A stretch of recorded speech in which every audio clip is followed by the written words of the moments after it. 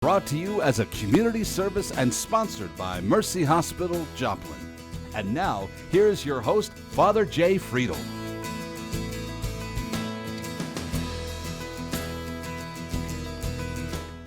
Good morning, everyone, and thanks for joining us for another Sunday morning of faith in our hometown. Glad you joined us this morning. I'm always edified that when I meet somebody out and they say, oh, I saw you on TV on Sunday morning, and I say, why aren't you in church? But no, somebody said, well, we watch so early in the morning, and I got to tell you, those of you that are there at the 6:30 hour, I'm really impressed. You either can't sleep or something. But it is good to have you with us, and we're glad that you join us for the conversations that we have. Today, I'm very pleased to have a conversation with one of the younger ministerial folk in the area. I'm pleased to know him because I've known him since he was a student at Missouri Southern. I happened to talk to one of his kinesiology classes about spiritual wellness a long time ago.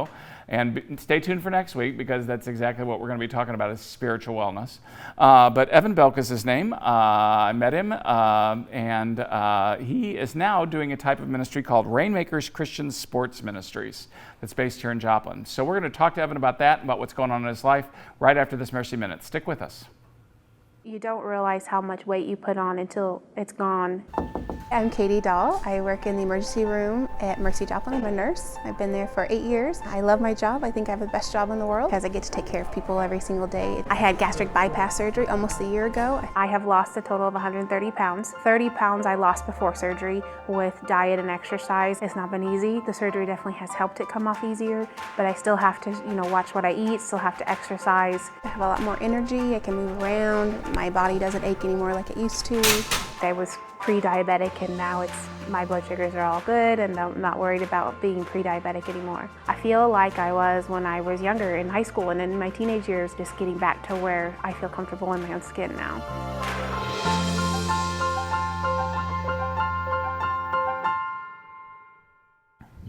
Well, again, thanks for joining us for another Sunday morning, Evan. It's good to see you. Good to see you, too. Nice to have you with me this morning.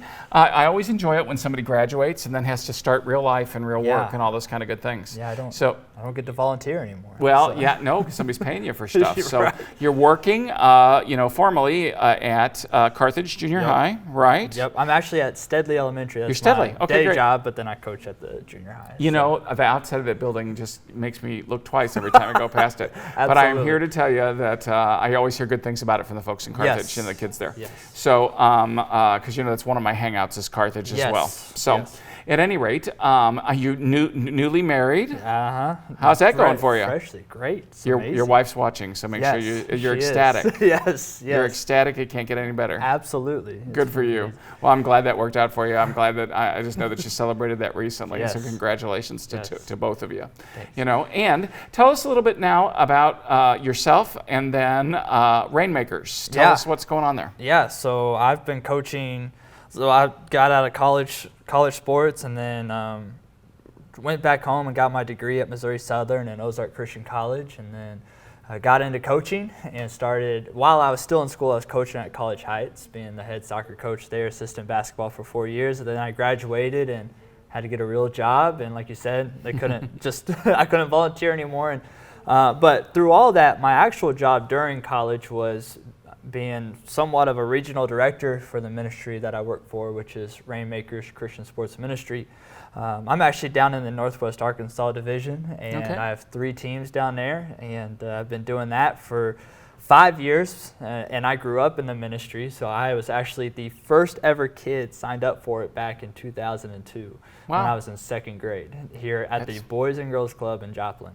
And so Isaac Edwards runs the ministry, and first kid to sign up for it, and then went through the whole thing, and then stuck with it, still with it. Yeah. So tell us, what does Rainmakers do? So we use basketball or sports as a platform to reach people for the gospel, and it's one of those things where we try to get people where people have passions. And let me tell you, parents have passions.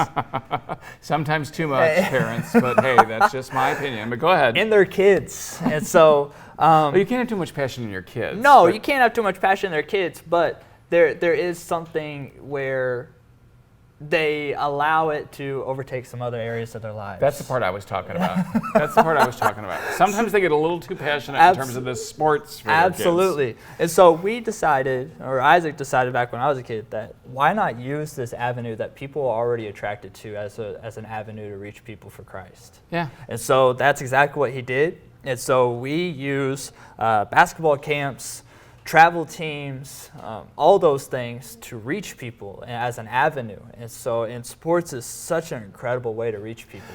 Well, it's one of the ways I think that students actually want to be reached. Absolutely. You know, it's a platform. It's something they enjoy. It's an area where it gives them excitement and some life. And why not add a little bit of ministry in there Absolutely. when you can? Absolutely. You know? And it's been one of those where I get to use my passions. My dad taught me from a very early age. I'm talking elementary. He pulled me aside and he said, "Son, I don't care what you do. You won't work a day in your life if you do something you're passionate about. You'll be willing to push boundaries, push as hard as you possibly can." And so when I told him that I felt like coaching was that passion, he just told me to run with it. And I fully believe that where your passion and Jesus calling meet, that's where you pursue God's people the best. Mm-hmm. And so for me, it's using the gifts that I've been given.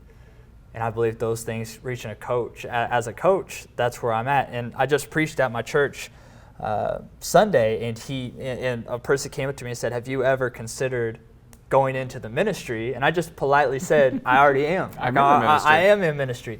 Yeah. And it's one of those things where I truly believe that people view pastors or missionaries as those people that should be reaching out to people for Christ. Like they are the ones that, okay, they've got it under control. I just need to show up on Sunday service or whatever and go to the events, and then I allow the pastor and missionaries to do their job. Mm-hmm. And when all actuality, we've been given these gifts and these talents. And these gifts and talents that we've been given, we use selfishly.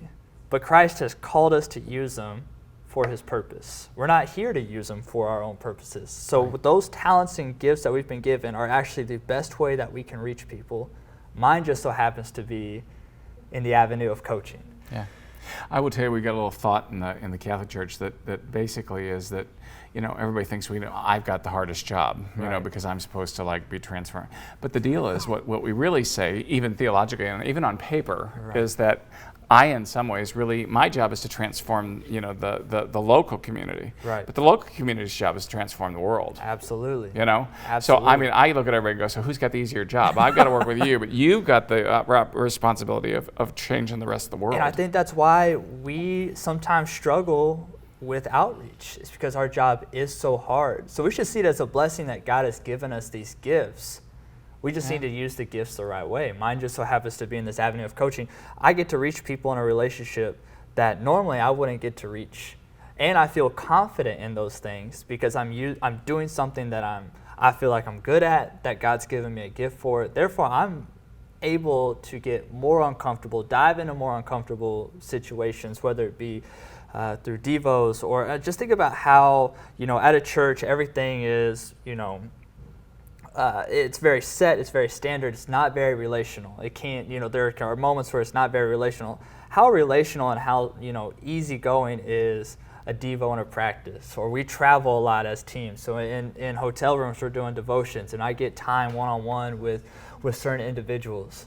And so I get this whole platform where I get to reach people where they're at and where they want to be. They want to be at practices and games. They want to be there. And now I get to add this whole other thing that's so much more important than a ball or whatever it is, but they think they're there for something else, and they leave transformed. So. Yeah. Well, and I'm gonna frame this in a different way because I've known you for a while now. One of the other areas, of course, Evan and I got to work together was in campus ministry because he was doing some of the Methodist campus ministry out of First Methodist, and we were doing Catholic campus ministry out of St. Peter's, and so we intersected a lot, and we've gotten to spend some good evenings together with some great conversations. But I'm gonna toss this out there for you. But the other thing is that even at, for example, I'm just going to frame this for you and tell me whether or not you think it's right. So, your day job of coaching at Carthage Junior High, in some ways is the same kind of ministry. The difference is that you're not there necessarily to use the guy who you work for and mention it explicitly or a specific denomination. But even if you never mention the name of Jesus, or you never talk about God, or you never do any of those things, are you or are you not doing the same kind of ministry with those same students? Absolutely. And I contend that, I mean, it's fun to be able to use his name and to do all those things, and that's all great, but you can still be doing the same service even without proselytizing, if you will, but you're doing the same thing just because of the person that you are, the man that you are. Absolutely. And wherever you are, how do you in some ways not take him with you, even if you're not yammering on about his name? Right. Okay? I think, so if you think there's two different things that come to mind. The first one is if you read in John 17, Jesus is praying over his disciples, and then he makes a quick change and he says, I pray for those that believe because of these words. So he's praying over the people that believe because of the disciples. So he's praying over future believers. And he says, I pray that they are one as I and the Father are one. And it's unity. It's unity. And then he says that so that the world may know that they sent me. Yeah. So it's not a big church. It's not massive, smoke screen, songs, choir. What it is, the thing that draws people is unity. People look at unity and be like, that's different. That's not from the world. I want what that has. And what a better place to do that than a team. Oh, yeah. Because the teams work better when there's unity involved. There's different things. So if you have this unity that is different, then people want to be involved in it. One of the, in my ministry, there was on a Saturday, we beat this team pretty handily. It was my 8th grade girls. We beat this team handily. We saw them again on Sunday. And we lost in a it was in kind a dramatic of way. In a dramatic way, in an upset way. We should have beat them or whatever you want to say. But it was interesting. A parent came after that loss and said, where can I sign my kid up? And I was like, it just came from a loss. I wasn't really expecting it. She goes, the way your girls handled, like we saw you beat that team yesterday, and then we saw what happened today, and the way your girls handled yourself, I want my daughter to be a part of that. So it wasn't anything we did on the floor. It's how they were different from everything that they had seen. And now they're, and they said, where can we sign up? Where can we be a part of that? People are attracted to the gospel, whether you mention the gospel outright or not.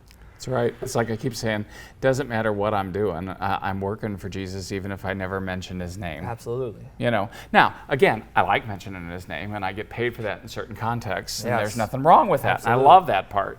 But the point is that even if I'm not, just when I'm walking down the street and I'm doing something, I'm still taking care of all those things that I'm supposed to be taking care of and doing all the same things and trying to be the same person. Then if I'm, got my shingle out and got behind my pulpit and, pounding it or whatever, we're doing the same stuff. Absolutely. Yeah, and I think that in that regard, now to go back to what your dad said, to go back to that, if we, whatever we happen to believe in, whatever we're passionate about, if we can figure out a way to put that at work in our lives, whether that be a belief in a God or belief in a particular creed or whatever it happens to be, that's going to show in life, and we're going to be able to do that, so it's going to be kind of fun. My guest this morning is Evan Belk. Evan is with Rainmakers Christian Sports Ministry, and we're going to talk a little bit more specifically about that ability to tie in ministry and sports. And we are going to be right back after a real quick break, so don't go away. And refresh your coffee or whatever, but do it fast. You're watching Faith in Our Hometown on KSN TV, brought to you as a community service and sponsored by Mercy Hospital, Joplin.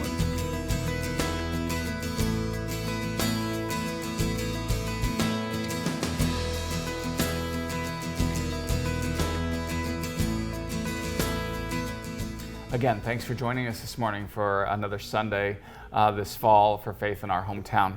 My guest, Evan Belk from Rainmakers Christian Sports Ministries, which is based here in Joplin, but also does a little work down in Northwest Arkansas. And that reaches down into our viewing area too, although I don't know a lot of those people, but we're glad you're watching this morning if you are. That's a great thing, okay? So Evan, we were talking a little bit before the break about, just kind of living into life and ministry flows out from that. Yes. Okay? Now, we didn't use those words, but that's what we were talking about. So talk a little bit about, from a coaching perspective, because, I mean, I do a lot of coaching, but I don't do much in terms of sports. Right. So maybe make that a little bit more real for our viewers this morning in terms of, like, how does some of that stuff come together and work in a coaching mentality? Absolutely. I don't think there is another, I mean, if you want to say like a science experiment or whatever you want to say, where so many things can happen in a young person's life, whether it be good or bad. It's almost a microcosm of what they're going to experience in the real world. So I get to sit there and use a sport, basketball, not life and death, to teach life and death situations, whether it be dealing with adversities or even dealing with successes or what is expected every day. I get to use this thing called the gospel and impact how I coach in every which way. And so it's one of those things where you get to impact a kid using a sport, and you get to coach in a way that a kid can be impacted, he thinks in just a game or a practice or whatnot, but in real life it's going to come. Those things that are taught, if you make them gospel oriented, will last a lifetime. So I just get a head start on it with some of these kids. Yeah. So. I'll take you back to my only high school coach. I mean, he was the only one we had. We had a very small high school, growing in Florissant, Missouri. The high school was called Prep North, and the man's name was Ron Jorgensen. And Ron, we were state champions in cross country during those days, Right. and all those things. We only had cheap sports. We didn't have anything that would cost any money. Right. Okay, because we didn't, and we didn't have any. So we cross country, track. They would play soccer because, of course, you were in North St. Louis Right. County. Everybody played soccer. Everybody. All right, and so I mean, those kinds of things is what we did. But we had a huge intramural program, and basically he ran all that for us. I mean, it was just who he was and what he did. And one of the things that I will never forget about him is that he would find out what you were good at, and then he would try to make you reach your fullest potential. Absolutely. He didn't expect me Yes. to be a cross-country runner. Right. He would have never expected that from me. But he'd help me. He'd let me help make sure that the cross-country team, when they were coming through, we had all their marks and Yes. everything, and I'd sit there and hold a clipboard as they were running through and do their thing. But I was never expected to be the cross-country runner. But he saw in me other things, in terms of track and wanting to do some of those things. He said, there's some things you'd be good at. And the other thing that it was amazing that he saw, he said, you are amazing in terms of the way you can use your body, even with your size, Right. in tumbling and in acrobatics and some of those stuff. And so I was doing things that even the smaller guys couldn't do because Absolutely. he believed in me and wouldn't give up on me. Absolutely. And he kept pushing me because he was saying, you can do this, you can Right. do this. Yeah, in life sometimes growth is slow, but in athletics it's not. In athletics, some things are slow, but other things are quick. And then also, kind of like what you're hitting on with the different jobs, every sport, every team sport, there are different jobs at play. And so, and just like in the body of Christ, everybody has a different job that is being done. And if it's done correctly, it's a beautiful thing. And like a hand does a different job than a foot, same thing on a basketball team, same thing on a football team, soccer team. Everyone has a different job. So again, even there, you get a microcosm of what the gospel is supposed to look like, except you are using a ball, a round ball, and this round ball can be used to preach gospel. It can be used to impact people. And it's not, it's not about the competitiveness. It is, we all want to win. Everyone wants to win. Everyone wants to be successful. But at the end of the day, we have a saying at Rainmakers. Every practice, every game, I ask them, why are we here? And they all say, have fun and be for Christ. They all say, and then I go into whatever we're doing that day. But it's to remind them that even though we're about to get competitive, I have teams that are elite teams, we travel around the country, so we're successful. That's not our end goal. That's not why we do this. We don't do it to get college scholarships, even though that's what we're aiming for with some of these kids. It's not for these, it's not to win the tournament in Northwest Arkansas. It's not any of those things. We're here to have fun and play for Christ. And so it's that, if we keep that the main focus, and that was preached at me at an early age through Rainmakers. The ministry itself taught me these things when I was going through it. it's so encouraging as a coach to go and see my kids who, maybe it'd be on social media or maybe just be in person. They wear their Rainmaker stuff, or they post about Rainmakers, and instead of posting a tournament that we might have won, or whatever it might be, whether it be the parents who have witnessed it, they'll use the phrase, have fun and play for Christ. So they use that phrase. You can show the impact that they've had, and they see that, just like we're talking about, they're in the unity, everyone has a different job. And it's beautiful because it's something that if they use it and implement it, it can affect them for the rest of their lives. Yeah. I stop and I think about those, the Ron Jorgensens in my life, and Yes. you can talk about Isaac or Right. somebody like that. And again, Isaac's actually one of the first people I met that was working in youth ministry when I came to this town, and I haven't thought about him for a while because we didn't really have that. We didn't have that. We didn't have a long-standing connection where we kept bumping against each other. Yes. We knew some of the same people Right. that were happy with both of us and wanted us to meet, which was a good thing. But I think about those people are people like Mary Ann Mitz that we both Yes. know, who just, for her, passion and, it's about passion. It's about doing what God wants you to do. It's about being your best person for Yes. Jesus. Yes. And talk about and all someone stuff. that used her light in a way that we discussed.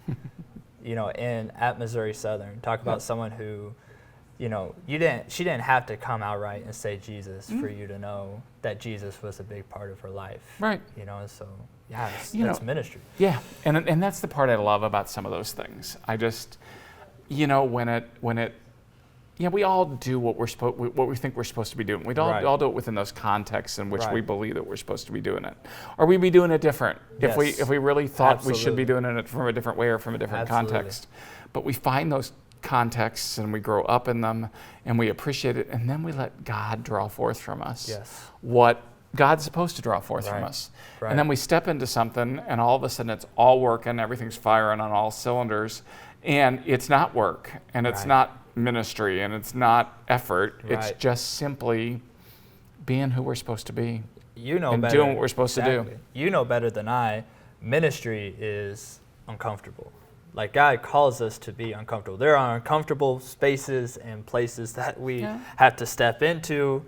And so if we view God's gifts, which I believe that passions are definitely gifts from God, passions allow us to have this comfortable foundation for us to get uncomfortable in this messy world. Mm-hmm. If we don't, and that's why I feel like people get so scared away from ministry, is because they don't use their passions Right. to reach people for Christ. I feel like it would be easier. I don't care what your ministry is, or whatever your passion is. Our calling is ministry. So if everyone has the same calling, then we better use our passions to reach people in that ministry, His people. It's interesting, years ago when I first got into campus ministry, which is now like 27 years ago, okay? You'd think I'd get it at college eventually. But at any rate, 27 years ago when I first got into campus ministry, I was doing a thing up in Minnesota, and this one kid, they had a panel of young adults who were just starting college, and they were talking about something. And one of the people asked a strange question, what are you willing to die for? And it was interesting to me, but this one kid from Minnesota, his name was Ben. I've never met him before or since. But Ben looked at this particular sister who was asking this question. He goes, I don't know that I have no idea what I would be willing to die for, but I am telling you what I'm willing to live for. And then he went on to talk about his passion. What he wanted to live for. And then I stopped and thought later, the same thing. Let's even apply that to Jesus. Absolutely. Let's apply that to Jesus. Yes. Why did we call it his passion? Yes. He did it out of love. Otherwise he couldn't or wouldn't have done it. Right. But he did it out of love. It was like, I'm going to come and die. No. It was, I'm going to come and live. And love. And whatever that's going to ask of me, whatever that's going to drag out of me, I'm going to do it. I'm in. I'm in. I'm all there for it. You're willing to go further Yeah. when you're in that passion. Yeah. And that's, to me, that's the secret of finding it. And again, if you can get kids, all your students that you work with in that context, to do that through the metaphor, if you will, of sports. Yes. I'm going to pray that you're wildly successful. Because I think it's important. Yes.